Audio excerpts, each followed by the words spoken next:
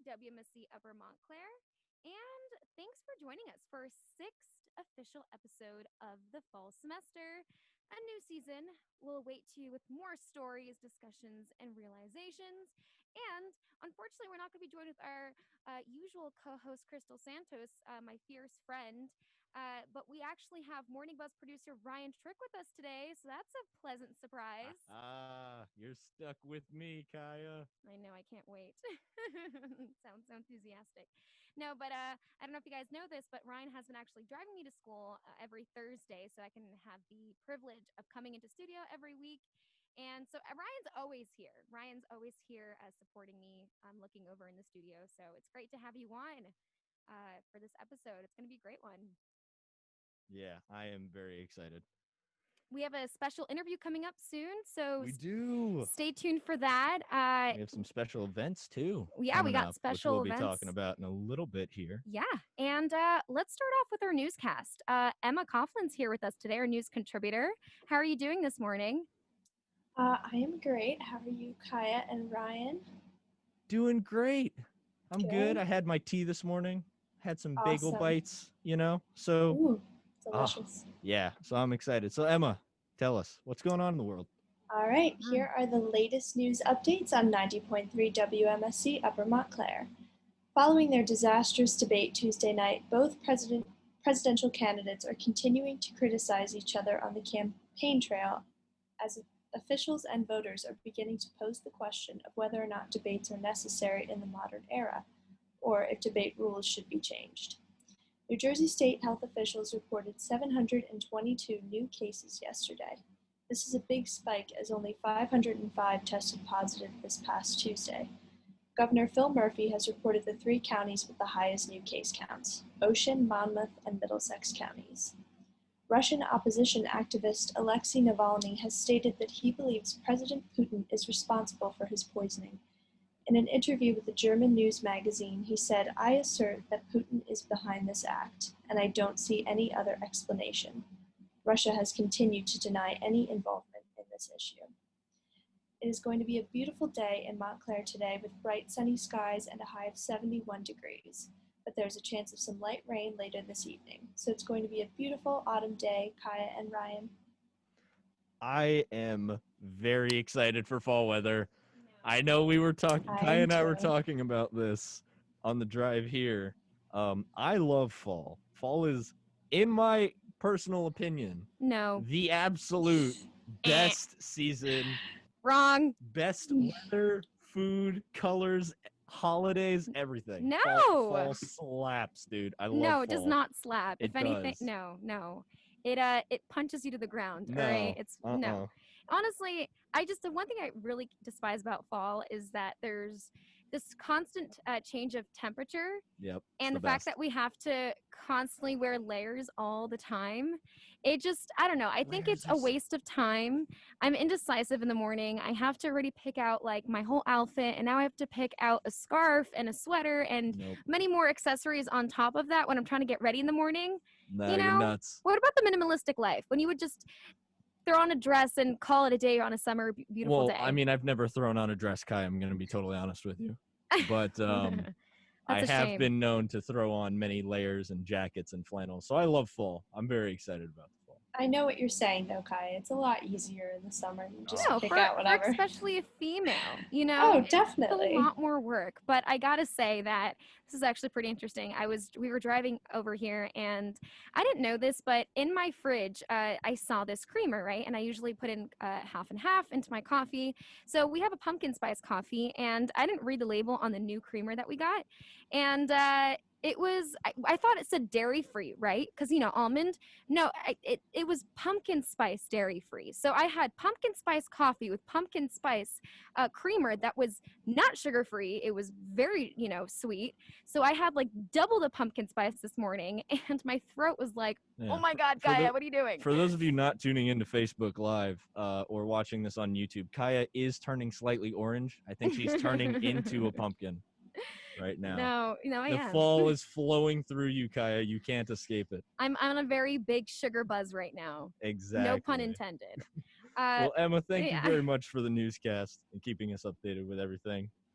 Tommy. Tommy. Yes. We got Tommy back here with this day's, I almost said this week's, this day's This sports update. That's great. Today's sports update. Yeah. Tommy, what's going Hey, on guys. in the sports world? I'm doing good. How are you guys doing today?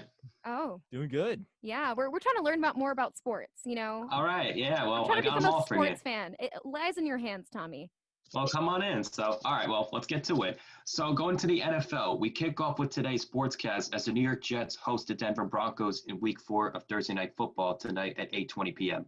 Both teams are 0-3 and are looking for their first win of the season. For the upcoming games on Sunday, the New York Giants will play at the Los Angeles Rams' new stadium, SoFi Stadium, at 4:05 p.m. as they also look for their first win. Meanwhile, the Philadelphia Eagles travel to San Francisco to take on the 49ers at 8:20 p.m. for Sunday Night Football as they also look for their first win. Breaking news, the Tennessee Titans and Pittsburgh Steelers have postponed their meeting for Sunday following positive COVID-19 tests on the Tennessee Titans. The NFL plans to move the game to either Monday or Tuesday, which will provide time for more tests. The New York Yankees advanced to the ALDS last night as they defeated the Cleveland Indians with a final score of 10-9 as they completed the two-game sweep and will face the Tampa Bay Rays in the ALDS. Meanwhile, the Rays also completed their two-game sweep in the wild card as they defeated the Toronto Blue Jays last night with a final score of 8-2. Also, the Houston Astros have advanced to the ALDS in a two-game sweep as they beat the Minnesota Twins by a score of 3-1, which handed the Twins their 18th straight playoff game defeat, an unfortunate losing streak that the Twins have faced in franchise history. And more wildcard games will be taking place today from 2:08 to 10:08 p.m. Going on to the NBA. So we had the NBA Finals last night. Game 1 between the LA Lakers and Miami Heat last night. The Lakers defeated the Heat with a final score of 116-98 as they lead the series 1-0. Game 2 will be Friday at 9:00 p.m. Eastern Time. NBA Commissioner Adam Silver had announced last night that he is planning to have fans starting with small crowds depending on local rules. No official announcement yet as of today. And wrapping up with the NHL, after 15 long years with the New York Rangers, the team had announced that they have bought out goaltender Henrik Lundqvist's contract, as Henrik Lundqvist will not be returning to the Rangers next season. Thank you, Henrik, for 15 great years on Broadway, and good luck on whatever team you decide to play in the future. And to wrap up today's sportscast, the Tampa Bay Lightning had a boat parade last night in the city of Tampa, celebrating their remarkable Stanley Cup victory after defeating the Dallas Stars in 6 games. It was one of the most unique and unforgettable parades that fans will forever remember. Congratulations to the 2020 Stanley Cup champions, Tampa Bay Lightning. That concludes your sportscast for today. Back to you, Kai and Ryan. Thank you, Tommy. Did you say boat parade?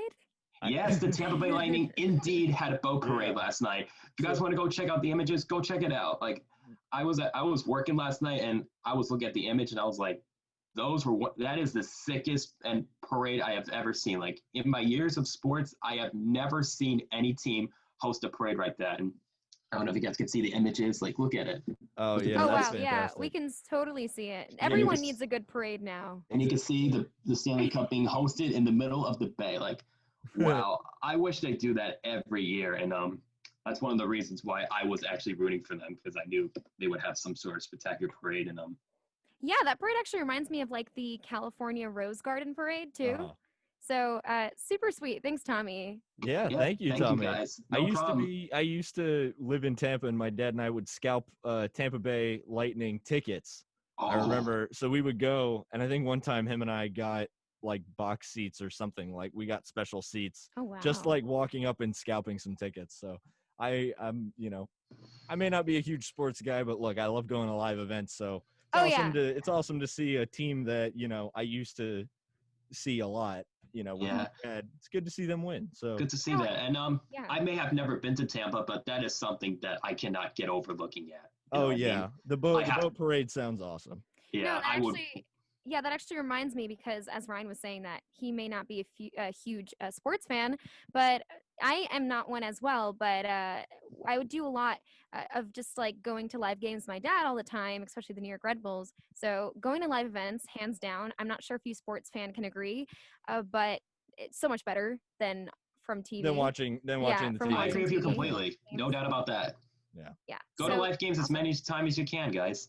Exactly. If you are able and if you stay safe, feel free. Yeah, we recommend that you go out and spend some time with your family. Thank you, Thanks. Tommy, for the Thank you, guys. podcast, keeping us updated in the world of sports. We'll see you next week.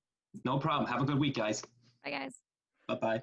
And now, Kaya, Yes. it's time for one of my favorite segments. As both a fellow host and a producer, I was always excited when you would bring this up. It's a holiday today. What holiday? Who knows? Every day is a holiday. Apparently, we have Kaya here. Apparently, we have Kaya here. Apparently, we have Kaya here. Wow. Hi, Kaya. Hey, Kaya, Ryan. what's the holidays looking like for today? I'm looking at the list and I'm excited about some and not excited about the first one. About others. No, but I have to say one thing that Ryan's a little bit hypocritical because to him, everything is his favorite thing. It's true. Everything's my favorite thing. If you live in a world where you only have one favorite, that is a sad world, and I feel bad for you. That's true. So, okay, here are some cool holidays that you guys should look up to. Today, we've got World Vegetarian Day, which I Ooh. totally support. No. All right, too many meat haters out there, okay? Meat eaters haters. Nah. Emma, oh wow, that Emma, was so awful. quick question. So awful. Are you a fan of bacon or grass? We have this discussion Lawn every trimmings? episode, Ryan. Okay. Or bacon? I do I'll love pick- bacon. There you go. However, Correct answer. my best friend is a vegetarian, so I completely understand where they're coming Alright. from. Yes, support. All right. So, and I would even try it for maybe like a year. I would not. I You would know, try it for see a if I could do day. it. I would try it for a day and I would fail at lunch. I would no. And also, Ryan and I were talking in the car at one point, Oh my and gosh. he said he tried a Beyond Burger and said it was actually pretty good. The Beyond Burger was pretty good. So, once again, hypocritical, true, it's Ryan. Yeah. It's because it didn't taste like a Beyond Burger. Anyways, Kaya, what else we Let's got? go back to the holidays, yes. So, International Coffee Day. Woo! Although my coffee was not so great this morning, I live and thrive on coffee. It's what gives me my personality, and I told my aunt that literally yesterday. We also have Black History Month in the United Kingdom, monthly National Hair Day, Weird Fire Pup Day, and National Homemade Cookies Day. Yeah, we got a lot of cute holidays going on. The hot question out there for Hot those of question? you who are listening. Feel free to answer by either tweeting me at Ryan the Trick, or you can tweet us at WMSC using the hashtag #MorningBuzz. Absolutely. And shout out to my family members that are listening in right now. Just give me a text. Exactly. This is a hot question. Are homemade cookies you make from scratch or cookies that you make from home? I like to think that they're cookies made at home. I say that because I buy store-bought cookie or like store-bought dough and make them at home, and those are homemade cookies to me because you can shape them in any way you want. I bought spooky cookies this weekend, but that's a different. Okay, what are that's a whole different spooky story. cookies? Just tie-dye cookies? No, the cookies? spooky sugar cookies with the little Okay. ghosts on them. The Pillsbury Oh, that's cute. cookies. No, Ryan, let me rephrase that question to like us American listeners. So either store-bought mix homemade cookies or just scratch cookies, right? Yeah, we'll figure it out. We'll figure it out. Yeah, we'll figure it out eventually. You know what? Honestly, in my opinion, I think store-bought mix cookies. Yeah. Because I can't trust my your own cooking skill. skills, my baking skills. I don't have any baking skills. I can cook, but I can't bake. Anyways, we do have some. No, my dad just texted me right now, and we missed a holiday. It's Happy Mid-Autumn Festival in China right now. Yeah. There's a lot of Summer holidays. holiday. Yeah. Happy Mid-Autumn Festival for all our Chinese listeners. I don't know if we have Chinese listeners. Hopefully we do. And if we don't, you can tune in to World College Radio Day. There's the plug. Smooth transition. I found it. Anyways, that's not what we're talking about. Quick, we're going to talk about some MSU events. Yeah, what's going on campus? MSU event segment, transition into events. That's what the script says. Anyways, we nice. We got a couple cool events coming up here on campus. One of my personal favorites that's coming up at the end of the month is the Halloween Fire Pit. Woo! I'm probably not going to be able to go, but I will support my spooky season friends out there. Mm-hmm. Apart from that, coming up a little bit sooner, for tomorrow night, we actually have the Friday Night Fire Pit, Friday, October 2nd, which is also World College Radio Day. Global Solidarity rocks. We also have some canvas crafts coming up on Tuesday, a table tennis tournament also coming up on Tuesday. I have not been gifted with the talent of table tennis, so for those of you who have been, you can find that somewhere on campus. Student Recreation Center. It's true. We also have an advanced hike, Stairway to Heaven, Saturday, October 17th. Nail string art, fall walls, all kinds of good stuff coming up. And now we do indeed have a special guest first to talk about a very prominent event that is coming up very soon. Daniel Waffenfeld from, I believe, Team Rocky is here in our little virtual Zoom studio today. He is going to be talking to us about Rocky's birthday. Ba-ba-ba. Woo! So That's spectacular. you can join us. I believe it's on October 5th. It's Yes, on it Monday, is. right? Yes, it is. It's on October 5th. Fantastic. And throughout the day, they're going to be celebrating everybody's favorite bird, Rocky the Red Hawk. So, Daniel, tell us a little bit about the event. So we have a lot of great things on our itinerary throughout Monday, October 5th, Rocky's birthday. We have we have an Instagram contest and social media contest throughout the day. We have a birthday bagel breakfast from 9 to 11:30. You have to register on Engage, but we have over 300 bagels ready to serve all our students and staff. Then followed by that, we have from 1 to 2 o'clock an amazing golf cart parade featuring different student orgs, different golf carts from different departments. You'll see Rocky, Roxy, and the fam on different golf carts. That will take place in the front of the Student Center quad. That will wrap around the inner part of the quad all the way down, leading to the ice arena. And we will celebrate with a performance from a student group there. And we will have free skate from 2 to 4 o'clock, followed by Rocky Live from 7:30 to 8. So check out Rocky's Instagram account. You'll be able to ask him questions and communicate with Rocky live from where Rocky's nest is. So we have a fun day with prizes, raffles. It's a great way to celebrate his birthday. Last year was a big blowout, and it's amazing we can even do this with COVID going on. So it's going to be a lot of fun. Yeah, no, it's awesome that you bring that up because we were meaning to ask you. Can you give us a little insight into planning like such a big event like this with COVID going on and with all the new universities' safety protocols and everything?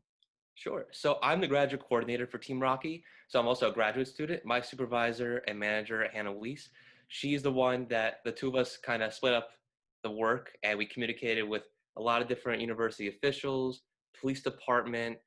We had to contact different organizations across campus and departments to make sure this was practical and that's something that we can get other people involved with, because this is a great tradition that we do every year, and we want to not to celebrate our favorite bird and our friend, our mascot friend, but we want to make sure that we're taking the right safety measures. So we had to contact a lot of different people to make this happen, and it's just a miracle we can. And it's gonna be a great day. We're just very, very excited about it. Rain or shine, it's gonna be a lot of fun.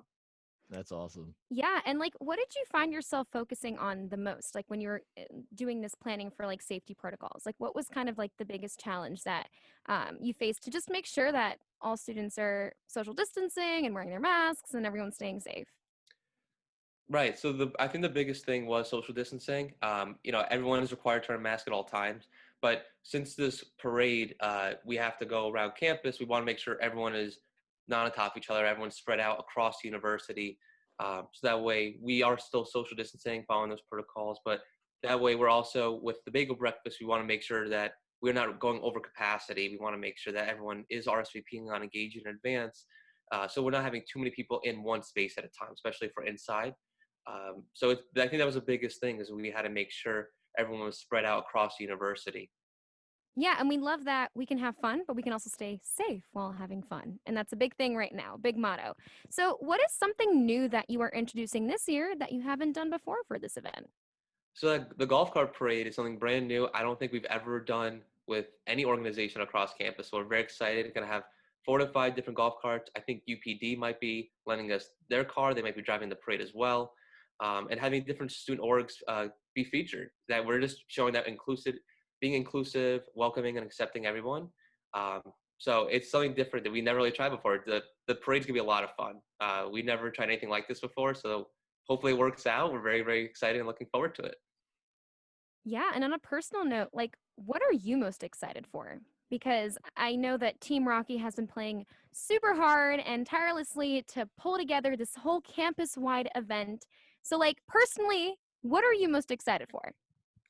The two things I'm really looking forward to is always seeing Rocky, because I'm a graduate of Montclair and I love seeing Rocky all the time. Roxy, his sister, will be around all day too. So I always love when our favorite mascot can come out of his nest and celebrate with everyone. But I also love seeing the students. It's very challenging times, but it's always great seeing our campus come together and celebrate something like this. So I'm just excited for the both, seeing Rocky, seeing all the students.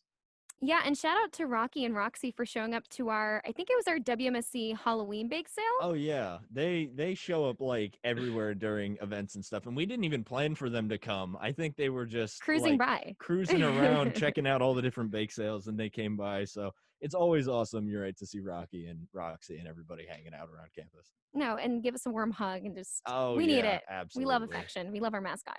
Now, I do want to ask Daniel. So, is there any way you could give us and our listeners a little bit of insight on any future events that you guys might have in mind that you guys might be planning? Ah. A We're little Don't feel pressured. teaser. It's okay. The next thing would be Rocky Ween, so it's the day before Halloween, and Ooh. it's so our limited edition. Or our other family members we have creepy cousin Ricky, like we like to call him. He's a little bit creepy, but we love that. him. He's an icon. Everyone knows who he is. When you see him, you'll know. And we have Uncle Roy, who made his first appearance last, Rocky Ween. So that's gonna be our next one. Is October 30th. That will be throughout the day. We're still planning it out, but we're very excited because that's our one day. We have Rocky, Roxy, his sister, creepy cousin Ricky, and Uncle Roy all joined together and just kind of give candy out, welcome all students, see costumes, and we're just excited about that. That's our next one coming up. That's awesome. I wonder, how does creepy cousin Ricky gonna look like? I don't know. I think I've seen him before is the thing. You're right. Like, I guarantee you when I see him, I'll be like, that's him. For the 2 years that I've been here, I've never seen creepy cousin Ricky. I'm kind of excited because Yeah. I have a feeling what I think he looks like, but I'm not entirely sure. So Ryan's like, I'm not gonna make any guesses. When you see his face, you just kind of know that's Ricky. You're like, You'll oh, be that's like, Ricky. yeah, he looks like a guy named Creepy Cousin Ricky. Yeah. It's the ultimate surprise. So we recommend that you also stay tuned for Rocky Ween. You're hearing it first at WMSC. How special. Exactly. Well, thank you, Daniel, very much for coming in and giving us a little bit of insight into Rocky's birthday. Just real quick, one more time before you go. When is it? It's And Monday. where can people find it? It is Monday, October 5th. It will be taking place from 9 a.m. throughout the day to about 4 p.m.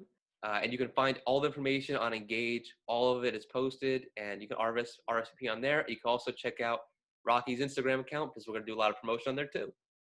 Awesome. Yeah, and why should students come in? Why should they join this big event? Because Rocky's birthday. I know. Promotional statement. I was really trying to go for it. It's Rocky's and it was a banger. birthday. No, I know. That's Rocky's their mascot. That's the banger. If you like Montclair State University and if you like Montclair State, if you're a human who likes Montclair State University and appreciates all the hard work that Team Rocky has put into this, then if you want to, you can come out and celebrate with us and with Rocky for his birthday. No, we're so many so people excited, don't know Rocky is but a young lad. No, don't throw in your D&D references just now. Just a boy. Don't throw in your D&D references. It's like 10, right? Yeah, how old is Rocky turning, Daniel? Rocky's old. He's turning 19 this year. 19. How is that old? A lad. How is that old? You're offending me now. in Red Hawk and Bird years, that is kind of old. In Bird years, I guess 19. All right. You should have started that off. With that. No, we're super excited. Thank you, Daniel, so much for coming on to our show. We're so excited about Rocky's birthday. Everyone listening, MSU students, come join this epic event. It's going to be the biggest event of the semester. So get out there, social distance, have fun, and let's turn that Monday into a fun one, right? Let's turn the Monday into a fun day, Kaya. Yeah. Thank you, Daniel, for coming on once again. Thank you guys so much. Now, as always, we got some stories, I believe. We've got some stories, yes. Yeah, stories. As news shows typically do. Every once in a while. Yeah, I think that's what a morning show does, right? Do they? We bring news. Let's be the first morning show to bring news, Kaya. All right. Let's kick it off. What do we You're got hearing it going first. on? You're hearing it first at WMSC. So in NYC and LA, pupils are starting to get tested in schools. So the two largest school districts in the U.S. are rolling out ambitious plans to test students and teachers for the coronavirus and help keep schools open and lower the rise in infections among the nation's school-age children. So New York is actually starting to test from 10 to 20% of students and staff in every building monthly beginning Thursday. And this is the same day that the district is planning to have more than 1 million students return to these classrooms for the first time in 6 months. The New York City Mayor Bill de Blasio said in a statement, quote, every single school will have testing. It will be done every single month and it will be rigorous. At least 79 departments of education employees have passed away from the virus. So he's trying very hard to keep his efforts to make sure that schools are staying open and taking in as many safety protocols as possible. So there's an estimated 100,000 to 120,000 tests that are expected to be given out like, each month. That's insane. And it's going to cost between $78 to $90 per test. So New York City school-based testing plan, hopefully if it goes well, it'll be seen in many other districts as well. Now, moving on to Los Angeles, the Los Angeles Unified School District has launched a very similar program. So they launched a program that costs about $150 million, and this will help ensure that in-person instruction is remaining. So starting off this school year with over 600,000 students, they're largely the second largest schools districts.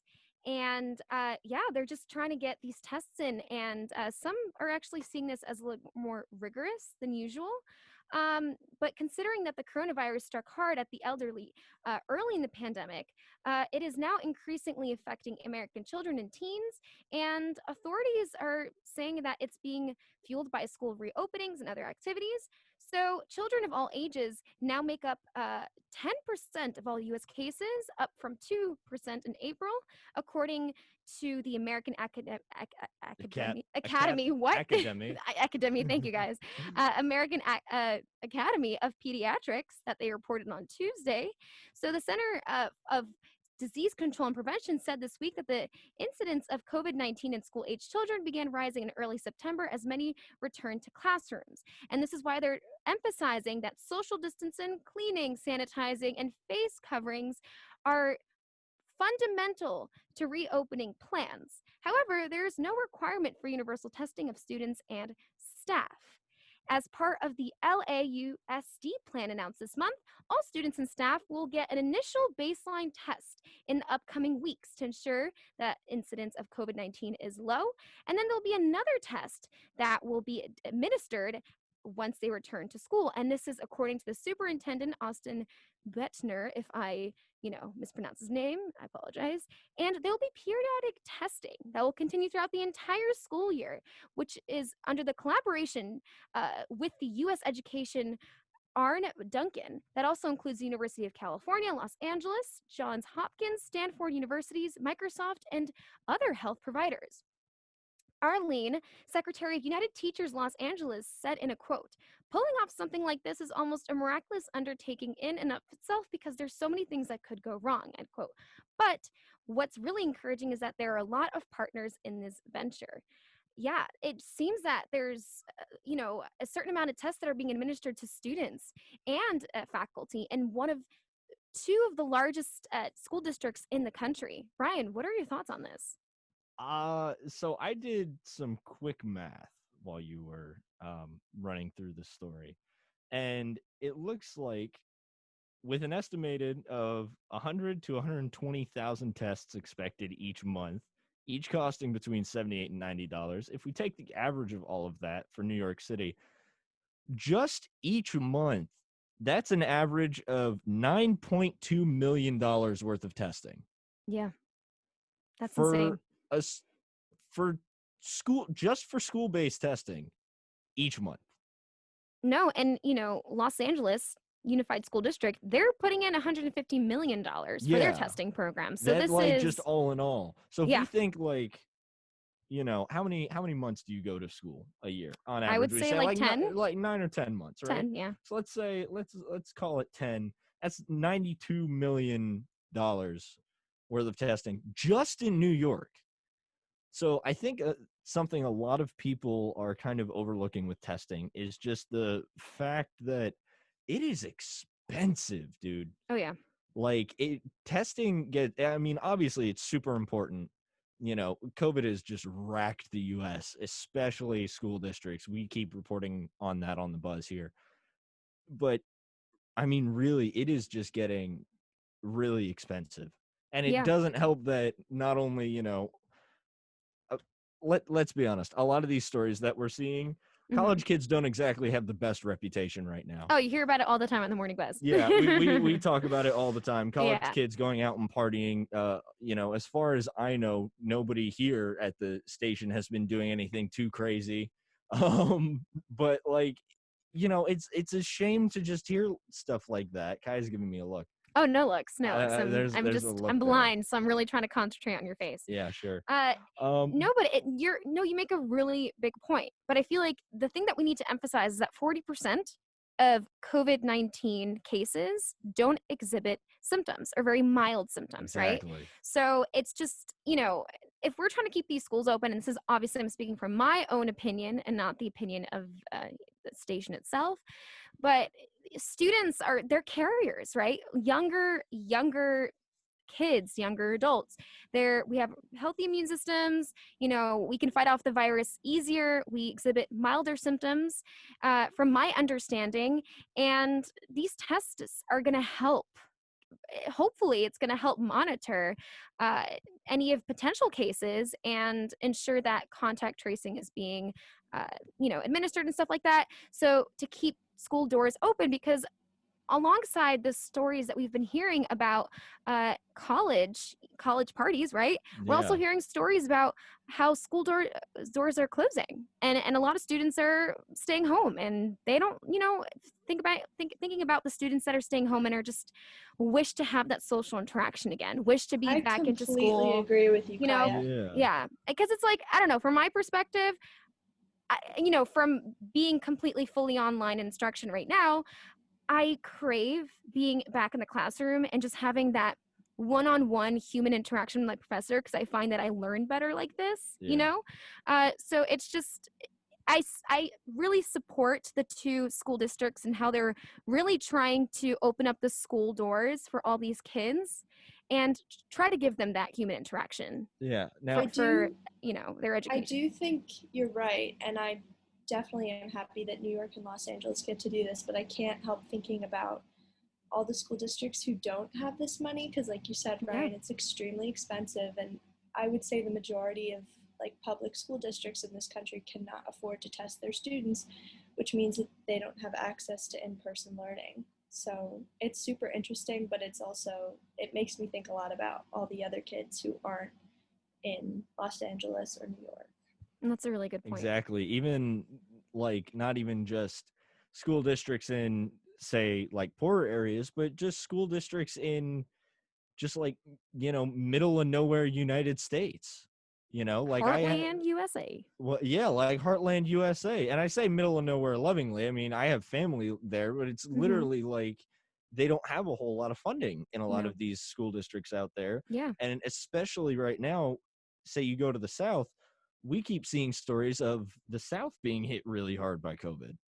And, that's of a bigger topic of, how that came to be. That's of a much larger conversation. But the point is, it doesn't necessarily help that I understand that it's a business. If you really want to break down the medical industry, it's a business, Yes, it's about helping people, but look, there's a reason why medical insurance is so expensive. There's a reason why if a doctor saves your life, he's going to cost you $20,000.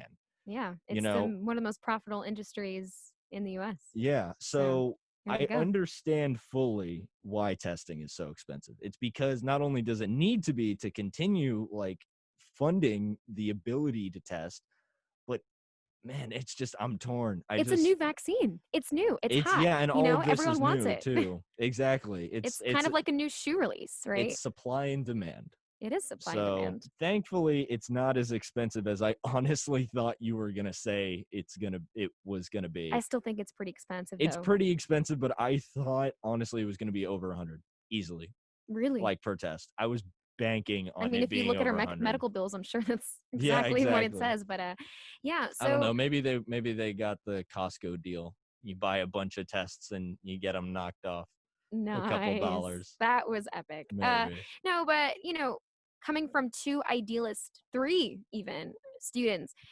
we really want to see just the educational department and just the nation itself find ways to ensure that testing is going on in school districts that are not as much funded as the two largest ones in the nation, right? In the biggest cities. So we're going to be keeping an eye out on these stories and just making sure that we're just keeping update with other school districts right now. But of course, the most number one priority right now is making sure that students are being safe, everyone is being safe. So yeah, more on that a Exactly. little bit later as more news comes out about that. Exactly. Now, Kaya, this next story you got very amped about Oh yes.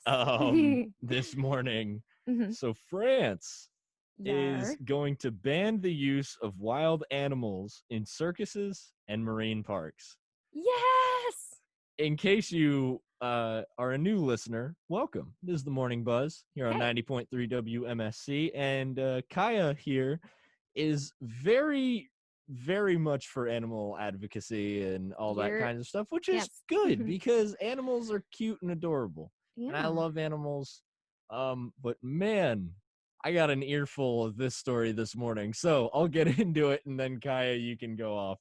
Okay, all right. So France's environment minister has announced a gradual ban on using wild animals in traveling circuses, on keeping dolphins and killer whales in captivity in marine parks, and on raising mink on fur farms.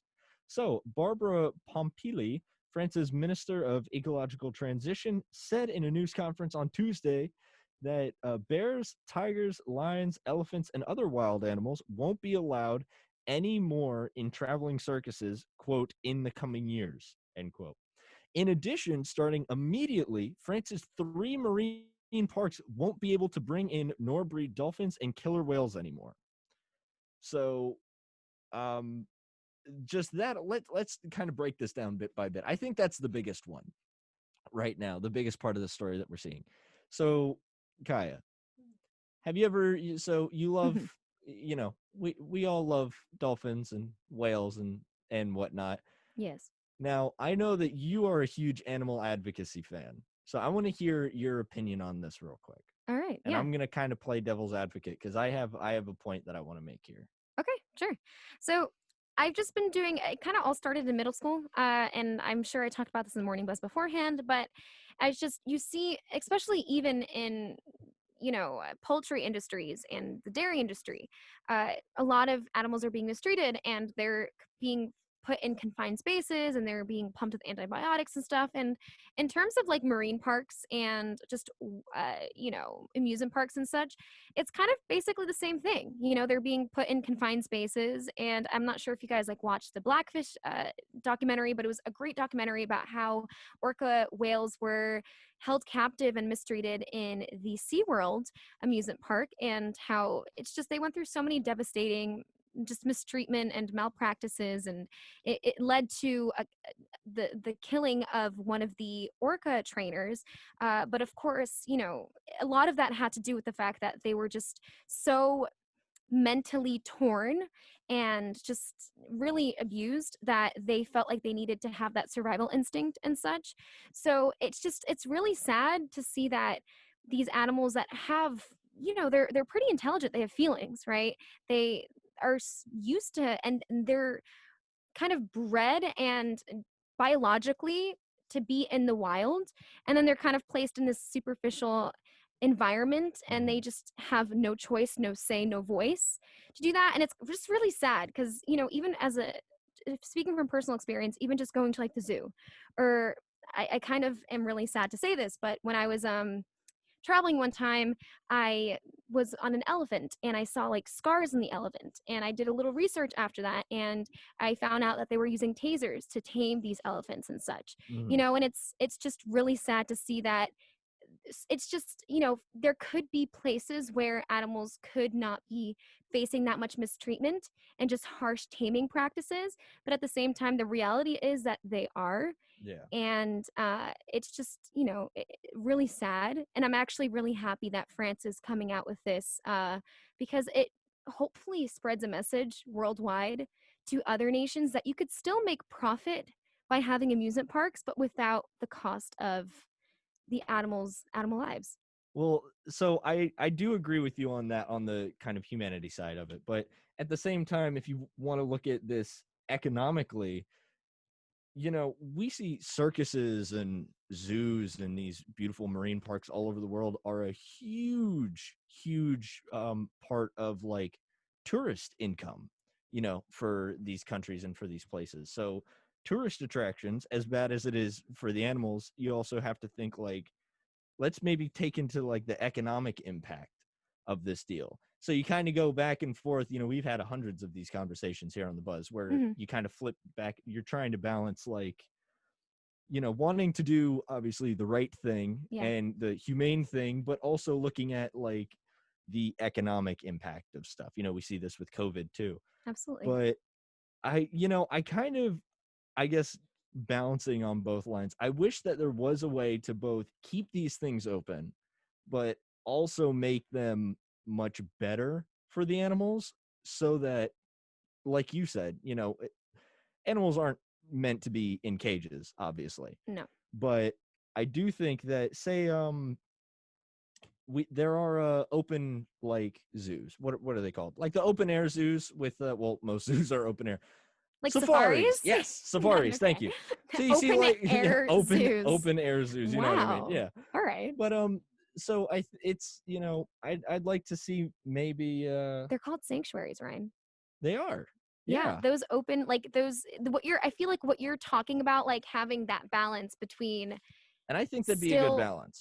like sanctuaries, like the fact that it's open space, right? Mhm. Safari sanctuaries, open space. The priority is the animal's physical being and mental being, right? Yeah. And they're not used as tools to make profit, because if you really think realistically, Disney, you know, I don't know, Six Flags, Universal, they're already making tons of profit just from the rides itself and Mhm. just from the movies that they're releasing and stuff. I don't know which one. I think I forgot what circus it was, but there's a circus where they use like humans that are dressed up in animal costumes or even animal holograms, right? In the circuses. And Mhm. that's epic. If we use technology to kind of represent these animals, I feel like that would bring in so many more customers, because realistically we've been seeing animals our life. I've been to zoos before, and Yeah. as a kid I didn't connect the dots, so I wouldn't have known. But a lot of us are used to that. But if we have a circus that comes in that's like, hey, we still want to keep the animal tradition alive because it makes up a lot of the point of our circus and our history, whatever. But bring in technological things that like mimic animals, I feel like, whoa, that would bring in so many more people, and it would also bring in the thousands of animal advocates that would support this decision. It would bring everyone together in a way. And I know I see this from an Exactly. idealist perspective too. There's also circuses that are just like human, like Cirque du Soleil, like it's just humans and they bring in a ton of money. Like that's one of the most popular like circuses in the world. So, I mean, even without the technology, I think the circus industry could survive if they just, use people. But Yeah, it's I a mean, human I'm not craft. an expert on this at all. No, Emma, totally. Exactly. It's a human craft. It's not an Yeah. animal craft, Yeah. in my opinion. Exactly. This is Ryan's giving me all faces. the Yeah. opinions reflected here reflect that of the hosts and not And Not of the station. station. And something like I don't really know about in France with the whole marine parks and things like that, but like there's not a lot of money in SeaWorld anymore, at least here, because of animal advocacy.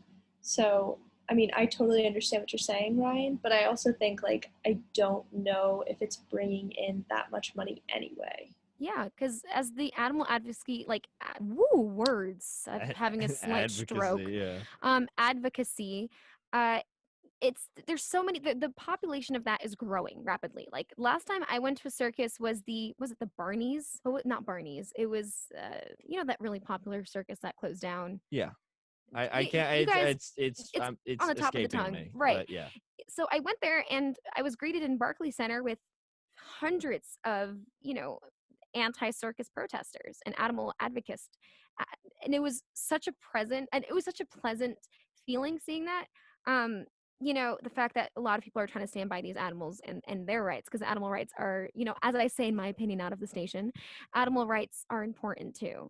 So it's just, I don't know, I'm seeing this article, I saw this headline, and I just, a joy sparked in me. It's like, it's hope, there's hope, right? So let's see. We're gonna continue following on the story and see if other countries follow in the footsteps. But Yeah. Emma, you make a good point. It's just the population of animal advocacy is growing, so they really have to start. They have to start adapting to that. These major corporations, just like anything else, right? Exactly. Now, one interesting thing is this is kind of the second half of this whole deal that's going on in France.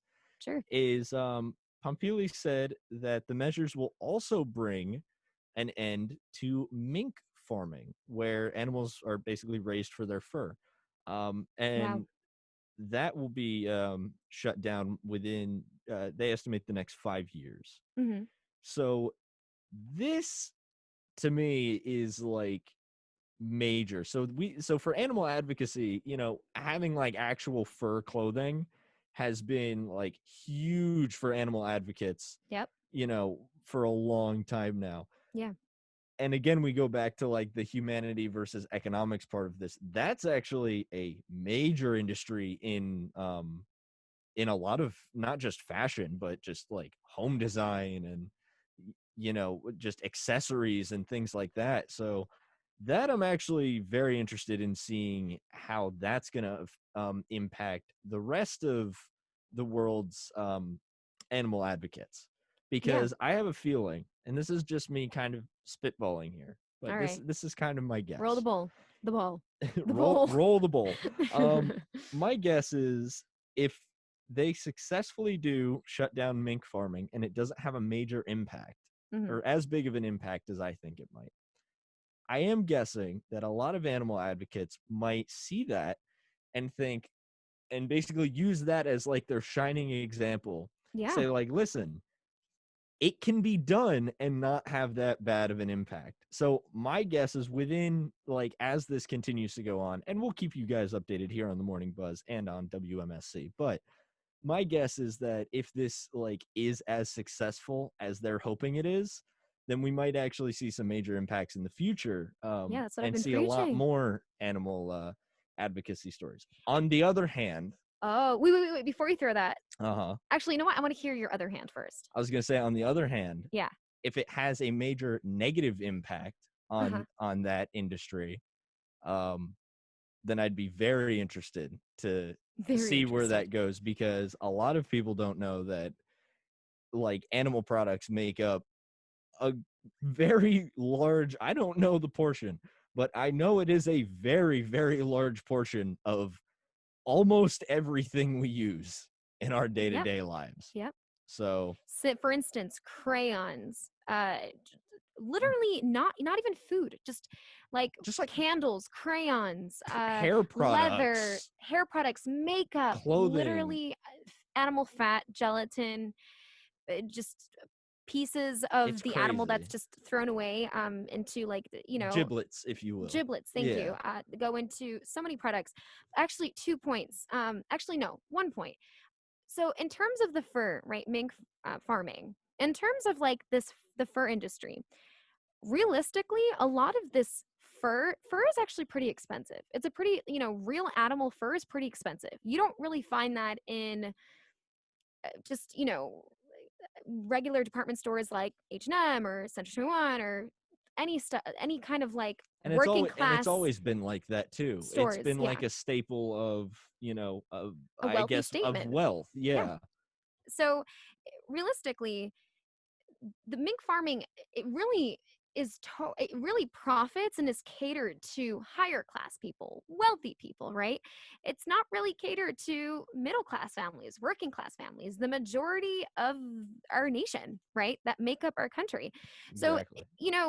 in terms I can't speak for France, but I can speak for here. If mink farming would be just, restricted, then I could see that not really affecting the economy as much because it caters towards the higher class people. And fox fur is actually folks.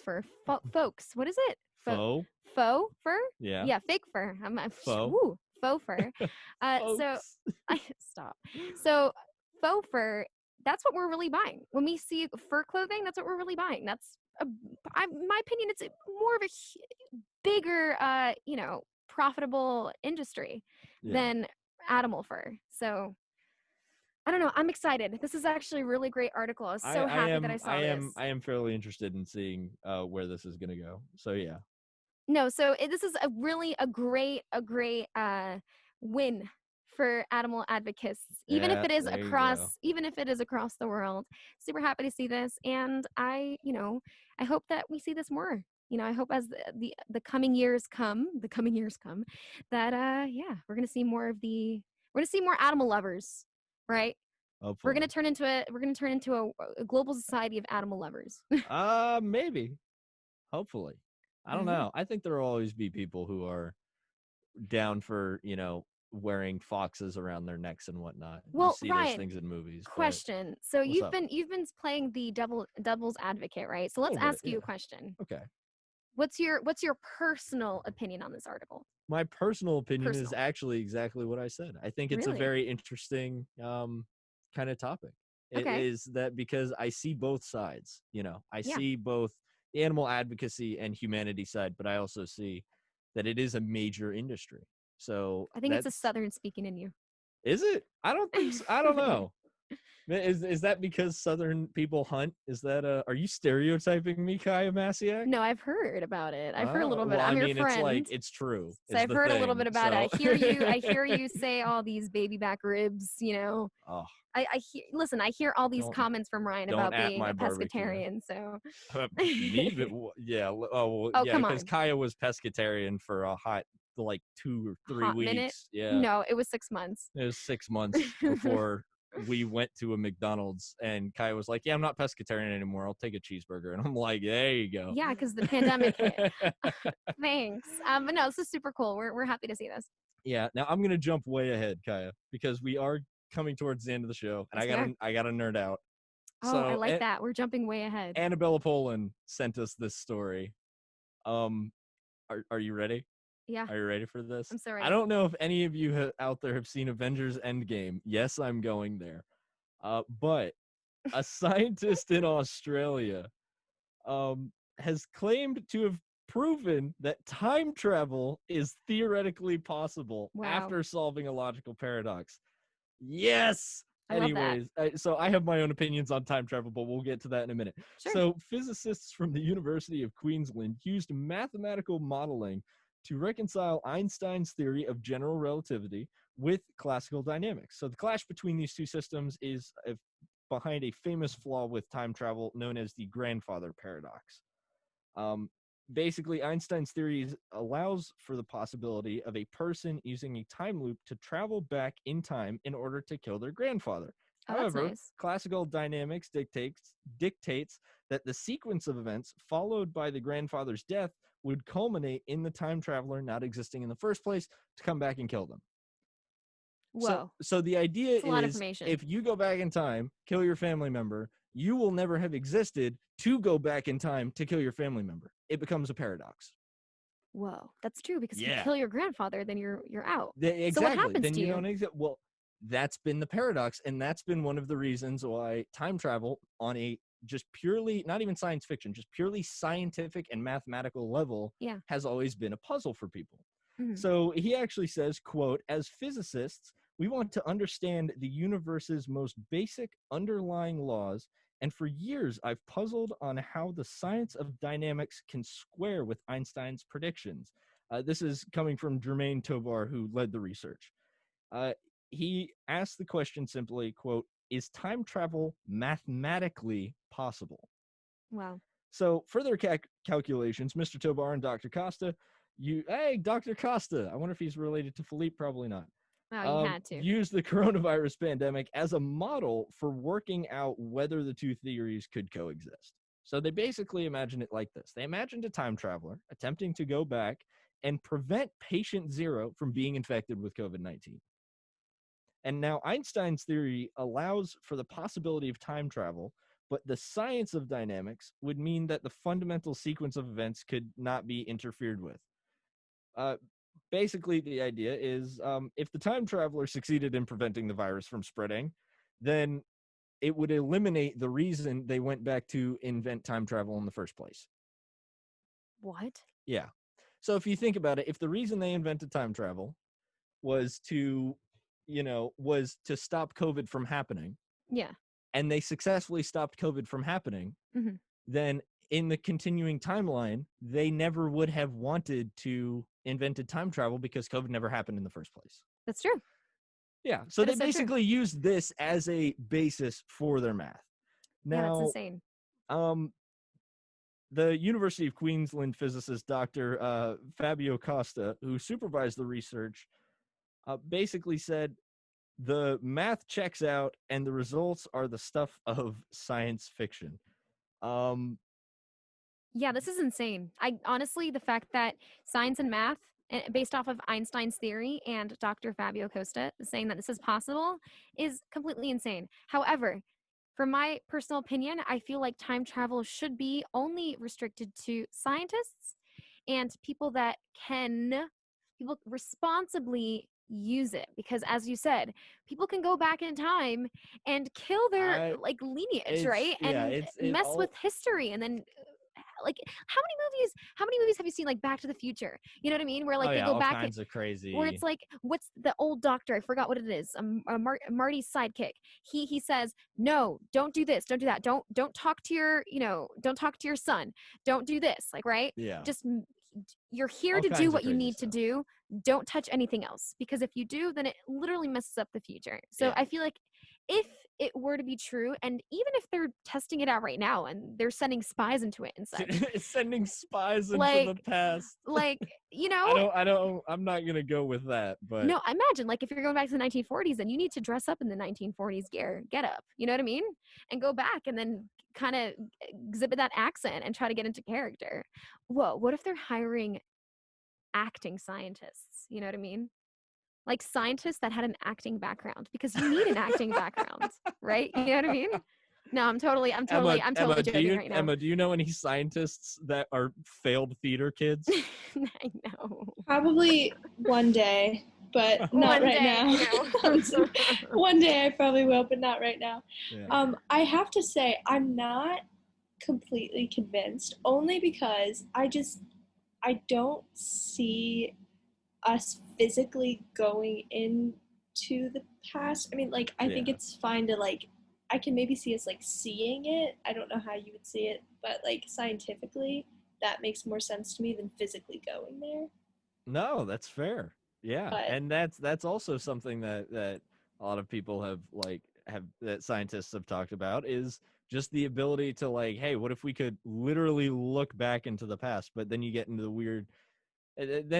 all kinds of weird stuff, like that's essentially scrying, which we've seen in, like, history, like fiction, like magic and stuff like that. How do you see something without any way of, like, any form of camera or anything? So, but anyways, People need to go back into time and use Harry Potter's invisible cloak.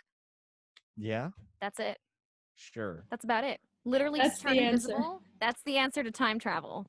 Boom. The answer to time travel Is Harry lies in Potter. Harry Potter. Anyways, you're listening to 90.3 WMSC, Upper Montclair, New Jersey. Kaya, thank you for having me on. Of course. You're such a pleasure to have on. You have the most epic radio voice at the station. I do not believe that, but I appreciate it nonetheless. You know, right? What was it, Ryan? You got, like, best on-air personality I know award? that George All right. Jangoshin described my voice as leathery last week, and I don't. Yeah, Emma's laughing. I don't know if he said that was a compliment. I took it as one, but man, I've never been described as having a leathery voice. But anyways, Listen, guys, we That's have about it for us. Yeah, thanks for tuning in with us. We're an old friend duo, joined with Emma Coughlin, who is an amazing news contributor and has so much, and just my sidekick, because she's been supporting me on pretty much every story. You rock. Go feminism. And then also we had Tommy Bavaro as our sports contributor coming on. And of course, a big thank you to Daniel from Team Rocky for coming on and telling us a little bit about Rocky's birthday on Monday, October 5th. Also, guys, we've got a big day tomorrow. It's World College Radio Day. Yes. So a lot of events are happening. We're having a 29-hour marathon here at WMSC. WMSC is actually one of the official sponsors of the College Radio Foundation, and we're dedicating an entire day of a political debate. Super Buzz is tomorrow. Yes, I was about to say. Yeah. So pitch that. That's gonna be great. So we have tomorrow. Normally, if you are a listener of the Morning Buzz regularly, you would know that the Friday show is typically hosted by George Jamgochin and Leslie Gallagher. However, tomorrow for World College Radio Day, we are having a Super Buzz. That's right. If you are an early riser like me, then you can tune into the Super Buzz not at 8, but at 7.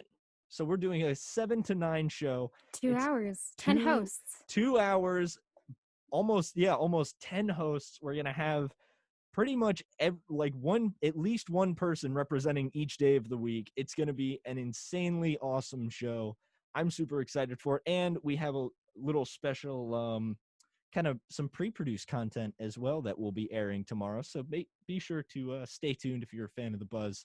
Again, that is tomorrow, World College Radio Day, from 7 to 9 a.m. And I got to plug my own spot, Kaya. Sure. Hey, you fellow insomniacs, tune in to Ryan's Insomniac Radio starting tonight at 12 o'clock midnight, going to 2 in the morning. Yes, I am crazy. I am on air from 12 to 2 and then back on air at like 6:30 in the morning. So I hope to see you guys then. And yeah, happy World College Radio Day. I'm very excited. It's going to be an awesome day. Also, we're going to have Tara Jacotti, our WMSC DJ, and I think it's our Tuesday Morning Buzz host, kick off the event tonight at 7 p.m. Tara is going to be joined by pro wrestler The Brimstone for a live interview. That's going to be super awesome. And ways for you guys to tune in and participate for tomorrow is by checking out our WMSC Instagram, which is at WMSC Radio, and just commenting, participating. Go live on Twitter and tweet at us at WMSC. And of course, use hashtags, hashtag College Radio Day, hashtag WCRD 2020, and just tweet at us and join the conversation. Stay on your socials tomorrow. It's going to be an awesome super day. So yeah, we'll see you guys tomorrow for the Super Buzz, and you'll catch me and Crystal Santos next week. Bye. Thanks for tuning in. Have a good one, everybody.